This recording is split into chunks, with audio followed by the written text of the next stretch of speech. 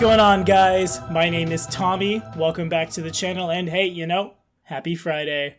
We're here today for the first ever episode of the Lost Lands of Golarion. Today, we fulfill an 8-month-old request to cover Iobaria at the request of Michael Cia McCoy. So, Michael, if you're still out there, hope you enjoy. Of course, all of the accomplishments in this past almost year could not have been accomplished without patronage, so real quick, this episode of the Lost Lands of Golarion was brought to you in part by Michael Baker. Michael, as always, my friend, thank you for all your help. Now let's dive in. Iobaria is located east of Brevoy, north of the Castrovan Sea, and it's considered part of the continent of Casmaron. Human settlers had united the land into an empire in the past, but currently the land is largely wilderness, thanks to a series of plagues that have severely depopulated the region. Nobody knows who lived in Iobaria way back in the Age of Legend.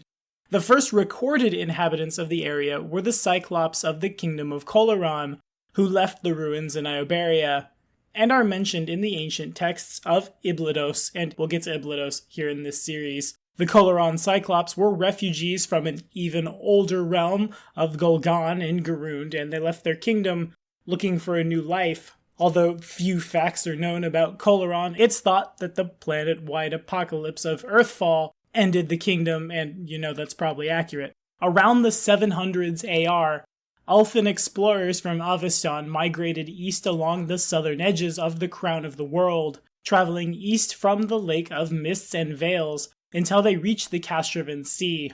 There they spread out and attempted to subdue the new hostile environment, founding the settlements of Orkamir and eventually the city of Olov that would dwarf it entirely. In 905 AR, the ruler Iobaria the Potent of Orlov succeeded in uniting the Ulfin of Iobaria into a single realm. At the height of that realm, it stretched from the Ice Wall, the Ice Steppes, the Lake of Mist and Veils, into the north, all the way into Mendev itself. But in 1106 AR, the Tear Plague descended on the region. Most of that plague seemed to have arisen from the forest. Iobarians have blamed the Cyclops ruins, and in 2767 they began blaming foreigners. Several other plagues would affect the region: the Char Death in 1634 AR, worst of all, the Choking Death of 2742, which killed 3/4 of the population. Even after it subsided, the Choking Death never really disappeared completely from Iobaria, and it kept the population growth in check for centuries. Entire cities were abandoned as a result of the plague. The Kingdom of Iobaria lost control of its vassal states, so weakened they rebelled against its control, only of course to collapse themselves once they were cut off from their support. So yeah, super bad time for everybody. They tried to put the pieces back together. Warlords reunited much of Iobaria as New Iobaria, but when Eridan died and the World Wound opened, a lot of people who lived in Mendev fled east, followed by the Sarkorians, who were displaced by, an abyssal rent forming in their realm. New Iobaria just couldn't absorb them, and the kingdom again collapsed upon itself. Present-day Iobaria is sparsely populated, with most humans living outside of the old cities in tiny settlements. 80% of these people live in the endless forest wilderness in a state of semi-barbarism, avoiding the ruined cities of their ancestors altogether. Very rarely does Pathfinder visit Iobaria in an official sense. We go there a little bit in Kingmaker, we go there a little bit in Reign of Winter. I believe there are also a couple of PFS scenarios that take place there. But that's what we've got. That's what we've seen. That's Iobaria, and if I were to take my adventurers there, I would do it because I wanted to play in Golarion in the setting, but I'd want to have a little bit more room to maneuver, to world build, things like that.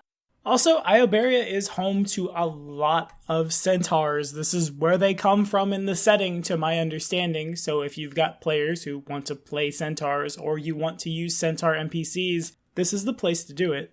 It's only added icing on the cake that you get to do it in a land that's largely covered in forest, or, in a region known as the Ice Steppes, right by the Crown of the World, covered in snow year-round, yet The region's overactive volcanoes keep those who live in the ice steppes alive, with lava outpouring, filling valleys, forming hard stone, and leaving vast subterranean caverns kept warm year-round by, volcanoes.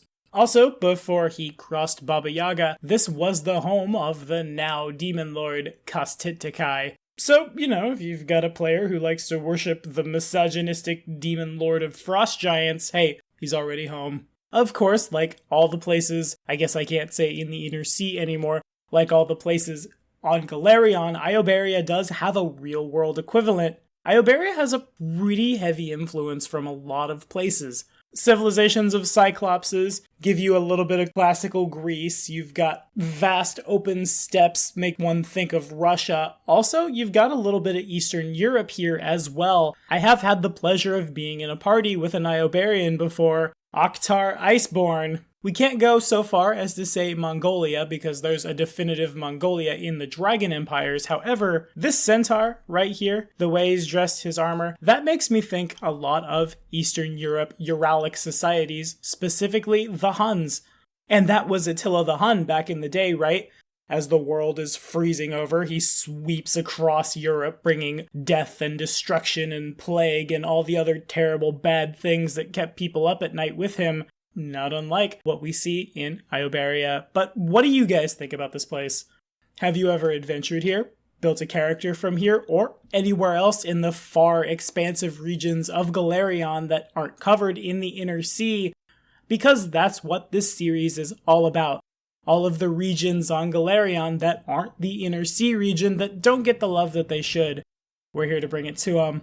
And hey, maybe we'll see a little more Iobaria in 2nd edition, maybe even in the Doomsday Dawn adventure. Hey, if you haven't heard, 6 lucky subscribers will be playing Doomsday Dawn right here on Black Dragon Gaming. If you'd like to learn more about that giveaway, follow this card right up here. Remember that patronage at any tier grants you an extra entry, and if we can get our Patreon up to about $300 a month, I'll be able to run a second group through. Be sure to like and subscribe for more videos. The next episode of The Lost Lands of Golarion, where we cover Arcadia, drops next Friday.